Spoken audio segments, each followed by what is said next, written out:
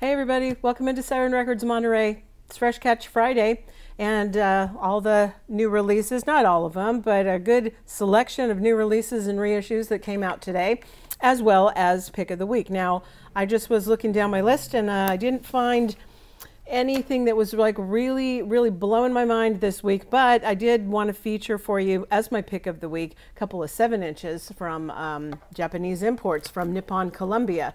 These are just cool because, well, you'll see why. First one up is Dragon Ball, and this one here is the 35th anniversary, so they're releasing these collectible 7s. This is, you know, of course, the Japanese anime series that was Dragon Ball came first, and this has the song Makafushigi Adventure on the A side, and the B side is Romantic Agiyuro. Okay, so I wish these were colored vinyl, but they're not.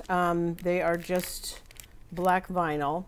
But let me see, I think they have a little, yeah, they have like a fold, the artwork folds out, and then there's more like comic kind of stuff inside. But anyway, look at that beautiful artwork. This is so nice. These are pricey because they are Japanese imports, as I said. But anyway, after this series finished, there was like a 5-year gap, and then they got picked up with 5 years later with Dragon Ball Z. And this one has the, you know, very known theme song that was used. That was Chala Head Chala is on this one. And the B-side, without me butchering this too badly, is Detekoi Tobikiri Zenkai Power. Okay, again, gorgeous artwork on this too. So anyway, these are available for you now. They're highly collectible. Any Dragon Ball fan is, you know, probably going to be stampeding in here to get this. We didn't get a whole lot, but they were just like something so cool and exciting that I did want to feature those for you for the pick of the week. But anyway, let's get to it. There's a lot of other stuff. And you may not agree. You might find something here that you thought was like wildly exciting. But let's get to it. Okay, the first one up is AJR. This is OK Orchestra. Now this is going to be on orange vinyl.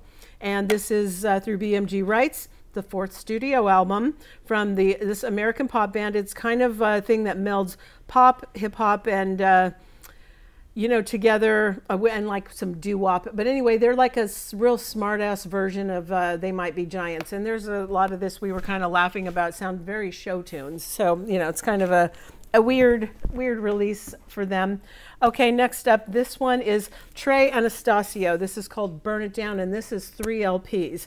This is through Jemp. And the thing is that the Trey Anastasio band went on tour in 2020, and they were intending to kind of be warming up for going into the studio to record. And anyway, they were recording these live tracks, and of course, after, you know, very soon after getting on the road, they got pulled off because of quarantine, and shows stopped happening and all that. But they had quite enough material. Sorry about the plane going overhead. I just can't avoid it. It's like I try to find the most quiet time of the day, and there's always something. But anyway, they've had enough great material of their very high energy, captivating live show to create this live record. And that's what this is all about. Okay? All right, next up, this is Anti-Flag. This is a 17-song demo. This is on red and silver vinyl. It's through Cleopatra. This includes early versions of things like, let's see, Drink Punk, Fuck Police Brutality, and Red, White, and Brainwashed. Okay, so anyway, this also includes 10 songs not featured on their 1996 debut album. So that's here. This just says red vinyl, but I believe it's red and silver. Anyway, well, maybe we should believe the label. Maybe it is just red. Anyway, there's your Anti-Flag for you. Okay, next up, this is Devendra Bandhart and Noah Georgeson. This is called Refuge, and this is on Blue Sea Glass Wave. It's through Rough Trade. This is really nothing like his usual kind of freak folk stuff. This is like, you know, this guy's heavily into Buddhism. He's collabing with this guy that he hit it off with, this Noah Georgeson. And it's, you know, it's very much like kind of spa music. There, you know, Devendra practices Buddhism, and it's all this kind of touchy-feely kind of music here. I don't know. I'm not a big fan of his at the best of times because I find him to be a little boring, and you know, this kind of underscores that for me. But okay, anyway, it is what it is, and yeah, okay. But anyway, on that pretty blue vinyl. Next up, this one is Belly, and this one is called Bees. This is Run Out Groove, and you know, as we have said before, Run Out Groove is that you know, online they have people like putting in their requests, like it's almost like a pre-order thing, and then that is as many as they press. And they used to always on the little sticker here kind of tell you how many they ended up pressing, but they didn't. They haven't been doing it lately. The last few that have come through, I haven't seen that. So anyway, this is on their 30-year anniversary of Belly. They decided to go ahead and record these or put together this Bees. And it's B-sides, covers, and rarities. And like I said, I don't know how many of these there are, but this one is number 002147. So we know that around at least the 2,000 and maybe 500 mark anyway. But anyway, Belly, that's Tanya Donnelly, if you know of her. And you know, she's been kind of an indie rock queen, one of the pioneers of that. So that's her band there. Okay, next is that? Yeah, okay. This is Bonander, Things We Don't Talk About. And this is a gatefold sleeve. This is through Icons Creating Evil. This is a debut album from her. And this is, you know, it's very vulnerable, very alluring kind of, a softer side, you know, kind of singer-songwriter stuff, okay? So I guess that album, some people have been waiting on that. Okay. This is Darren Bradbury, and this is Advertisement, and this is on crystal clear vinyl. This is through Anti. This is the third album. This is the second for Anti, though. And this is written in the times of, you know, when Nashville had this terrible tornado, and then there was COVID shutdown. So this, you know, again, week after week, we have these, you know, sort of COVID quarantine albums that come out, and this is another one of those. This was named after, you know, as this guy tried to sort of navigate his way through the, you know, polished and often soulless Nashville music industry, trying to bring his songs and, you know, getting really praised for his songwriting, but just not being commercial enough. So, you know, he's kind of struggled with that, and that's why it was sort of named Advertisement, kind of a little nod to that, I guess, that his struggle with that. Okay, this is Kenny Burrell. This is Midnight Blue, and this is Blue Note Classic. This obviously it's on Blue Note, and this guy's a guitarist, and he debuted on Blue Note in 1956, and you know, all through years of like excellent work, kind of culminating in this, you know, his masterwork from 1963. This is very deeply into the blues rooted kind of stuff, and he's got like an array of heavyweights. And anyway, this Blue Note Classic, it's all analog, mastered from the original tapes on 180 gram. You can get that now. Okay, this is Capstan, Separate, and this is on purple vinyl or kind of pink swirly vinyl, that kind of thing. Anyway, it's through Fearless. They're a 5-piece of heavy rock, and it's just, you know, these like firestorm anthems, that kind of thing is what they're all about. All right. I'm just trying to go fast so that we can get through this pile and you don't have to sit here for too terribly long. Okay, Eric Clapton, self-titled. This is through Polydor. This is the first solo album of his. You know, had been in like so many really revolutionary, heavy, you know, guitar god bands, you know. And anyway, this came out in 1970, and this LP marked kind of the transition of him from being like this, you know, instrumental icon to very, you know, well-rounded recording artist that kind of like laid the groundwork for his really successful solo career subsequently. And, you know, he's not without controversy these days, but that was in 1970 when he was doing that one. Okay.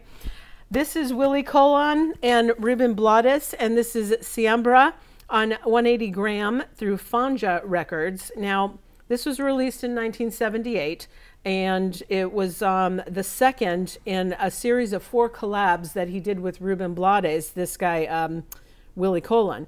And this kind of set the salsa world on fire. People in the States, you know, getting really into it, and like, you know, a big salsa dancing craze and all that kind of stuff. So this is remastered and reissued from the original analog masters as well.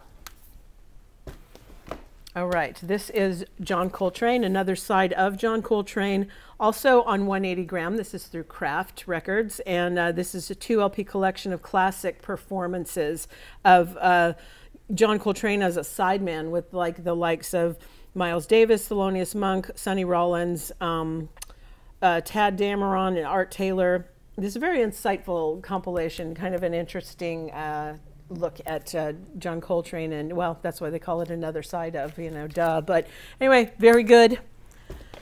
Next up, okay, this is a cassette for Dion. This is Rhododendron. This is through Hausu Mountain, and this is a Montreal musician and former Grimes collaborator. This is like synthetic woodwinds and harpsichord kind of stuff. So this is the cassette is here. Probably vinyl is either going to follow up or something like that, but for now, cassette. Okay, next up is Dawes, Nothing Is Wrong. This is deluxe 2 LP plus a 7-inch. And this is through ATO, my beloved ATO, yes. This is on milky clear colored vinyl. It was released in 2011. This was really pretty much their breakout LP. Anyway, now it's packaged in a foil stamped die cut. Like this is all foiled, the name and the border, then it's die cut. This square here, you can, you know, probably see better when you slide it in and out. What else do we need to say about this? It's, okay, it's got a 7-inch as well as 2 unreleased B-sides that is included with this. But anyway, terrific album. Nice double for you. If you're not into Dawes, you know, it's like when I first heard them, I used to think, oh, Jackson Browne, call your lawyer. You know, it's that singer-songwriter stuff. But then I've kind of, you know, gotten over and past that, you know, sort of judgment of them. I actually think they're really good, and their songwriting is great. So next up, let me see. This one here is, oh, this a lot of people will be happy about. This is Deaf Heaven, and this is Infinite Granite, and this is through Sargent House, and this is the 5th album from Deaf Heaven, and it's gone for a very much more of a refined sound for them. Usually, like, you know, that's very metallic abrasion with kind of this wall of sound shoegaze kind of backdrop going with it too. But anyway, this really showcases this vocalist of theirs, George Clark. He has a very wide vocal range, and you know, his usual black metal style is mostly absent on this. He really, you know, stretches himself. And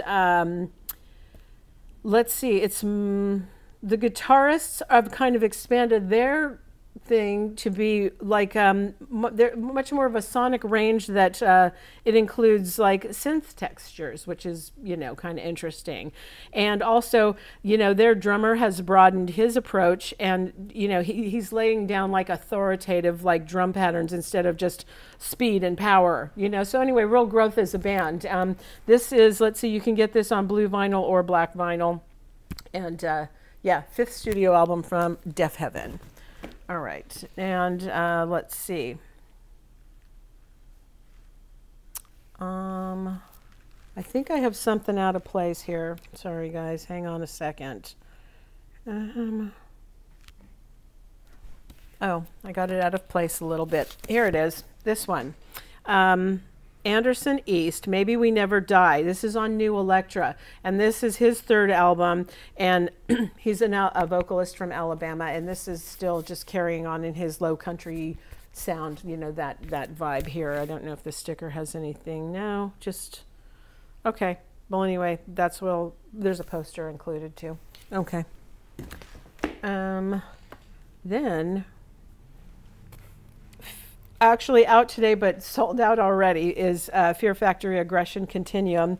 So we'll get that back in, but you know, sold out for right now. The next one up is Sierra Farrell, Long Time Coming. This is on green vinyl, probably like this color green, you know, I would imagine. Okay, this is through Rounder Records, and it is her debut. And this is like a dozen or so songs that are, you know, not really set in any certain kind of a genre or an era. It's just very kind of a transporting kind of music that you know, just takes the listener along for kind of a vagabond ride. Then she's, you know, she's got a kind of all kinds of vocal range from kind of yeah, you know, real folky or real like Appalachian country, and onto, you know, it's all kinds of things she's experimenting with. But anyway, that's her debut. Let's see. Okay, this is Grant Green, Idle Moments. This is another one of those Blue Note classics, and this is from 1963. It's the opening track on this is like 15 minutes of just Lose Your Troubles. It's like the title track, Idle Moments, and it's 15 minutes of idle moments where you can just let your cares wash right away. It's got Grant is on guitar, and he's got other heavyweights on here with him. Joe Henderson, Bobby Hutcherson, Duke Pearson, Bob Cranshaw, Al Harewood. Round up the usual suspects. You know, these guys all made great records together. Analog master from the master tapes, 180 gram. All right. Then we have Perry Grip for Kids About to Rock. This is Oglio Entertainment. This is like 52 tracks of just jingles for kids. It's, you know, absurd humor and joy that, you know, kids like that kind of stuff. Okay, so that's around. I guess there's something that was played on YouTube, had tons of, you know, hits and things, so they decided to go ahead and put that out. This one, Vince Giraldi, Boy Named Charlie Brown, okay, through Kraft, recorded in 1964. This is Vince Giraldi's like earliest Peanuts creations, and it has the 1972 artwork of, you know, Charlie Brown on the pitcher's mound there. But it also, let's see, what else did they do? They have 8 newly created baseball cards of favorite Peanuts characters that are in here as well. Okay. And I guess that this includes the classic songs like Linus and Lucy and the Charlie Brown theme that eventually became the, you know, the opening for like every seasonal cartoon that they did. So that is available now. Okay. Chrissy Hines sings Bob Dylan. This is on BMG Rights. 9 tracks. It's her take on Bob Dylan songs. She's clearly a huge fan of Bob Dylan, and you know, she is able to kind of put her own spin. She is actually pretty good at doing covers. I don't know really how I felt about this. I mean, it was okay, and she has a very recognizable, very distinct voice. Initially, when I heard that there was going to be like this Chrissy Hines solo album coming out, I was like real kind of excited, but then when I heard Bob Dylan covers, kind of lost my fire for it a little bit, and I would just say it's just okay, you know, and when you start getting into like the Blood on the Tracks kind of era, I think that record's really kind of unfuckwithable, you know. You should just leave that alone, but that's just an opinion, you know. Anyway, like I said, she has a very interesting take on these songs. She doesn't do it completely straight like you know, cover by numbers, you know. She does add her own kind of a thing, and you know, that voice is very unmistakable. So I don't know, give it a try. You might be into it. You might like that. All right, this one, people have been waiting for it. This is Lord, Solar Power, through Republic, highly anticipated, 3rd album. You know, that Jack Antonoff that produces like Taylor Swift and Lana Del Rey and you know, people like that. He worked on this one too. It's like acoustic pop, psychedelic folk, and indie folk with lyrics that revolve around summer escapism. You know, it's a little bit, you know, kind of when you're used to Lorde and her kind of very heavy lyrics, this is a real kind of different thing for her, and real departure. It sounds almost a little can think a little unfinished at times. But anyway, the colored vinyl version is brown vinyl, and it's sort of like, you know, suntan brown. That's the colored vinyl version. So anyway, that comes I believe in black and colored there. The indie exclusive, of course, is the brown tan color. All right. I think the other one is back here. Sorry about that. This is Music on Vinyl. This one is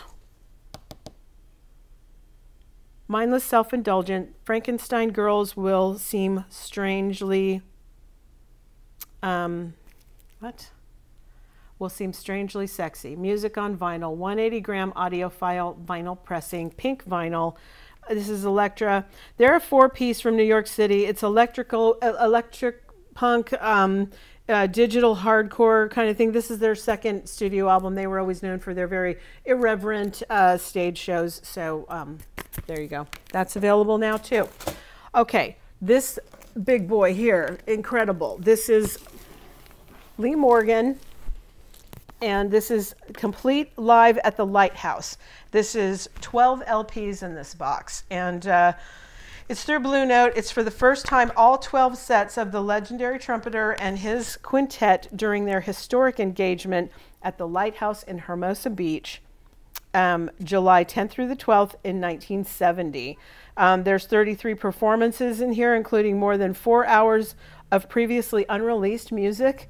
All analog on 180-gram, also includes a booklet of interviews, essays, and rare photos. So this one, very, you know, hefty box there. And a really cool picture on the front there too, and on the back. There you go. All right, so that's a big one. And to keep it moving here, okay, this is Morley, Till I Start Speaking. This is on the Cassine label, and this is Storyteller Pop, long-awaited debut from her. I think her name is, I want to say Katie Morley, I think, but she goes by Morley. Anyway, all this deep songwriting, self-realization type stuff, you know, that type of thing, all right? Then let's see, this is a 7-inch. And this is Movements, No Good Left to Give. This is an indie exclusive that's on Coke bottle colored vinyl through Fearless. It's just, you know, the alternative indie stuff. Okay, and then also there is The Offspring, We Never Have Sex Anymore. This is evergreen vinyl, and it's a limited edition. And what it is that track, but it's also that previously unreleased French version of We Never Have Sex Anymore. So those two tracks, The Offspring. Okay, next up is Olivia Rodrigo, Sour. This is Geffen. This is the debut. It's a pop album. You've probably heard of her. It's all about, you know, breakups and failed romances and things that, you know, she's barely 18. You know, it's all that angst about that kind of stuff. Pop record that she's like, you know, super popular right now. And there you go. Okay, then we have Shannon and the Clams. And this is The Year of the Spider. So this also comes on cassette. And there's black vinyl or midnight wine colored vinyl. Okay, so this is through Easy Eye Sound, which is Dan Auerbach from the Black Keys. You know, he produces a lot of people, and they recorded this at his Easy Eye Sound studios in Nashville. Anyway, Shannon and the Clams, they've been knocking around for a while. They're kind of these garage rock idols, you know, and they've got this really pretty unique sound. It kind of incorporates, you know, elements of doo-wop, classic R&B, garage, psych, and surf rock. So here you go, and it's got this real foiled gold spider web and on eyes. So anyway, it's like a fancy, yeah. Well, here they call them garage rock royalty. Yeah. Okay. All right. Then we have the Soundtrack Cast Almost Famous Deluxe Box Set. 6 LPs on Geffen on 180-gram vinyl box set with 47 songs from the film. Unreleased songs, and they're like calling them the almost famous versions of different things and different songs. And let's see, then there's also Sorry, I lost my place. Okay. Originally, no. I'm sorry, I completely lost my place. Okay. The collectibles, there's a Stillwater poster. Now, Stillwater was, of course, the fictitious band that was, you know, the kid was following around and writing about. So there's a Stillwater poster, concert tickets, 40-page book, and the William Miller, who was your main character there, his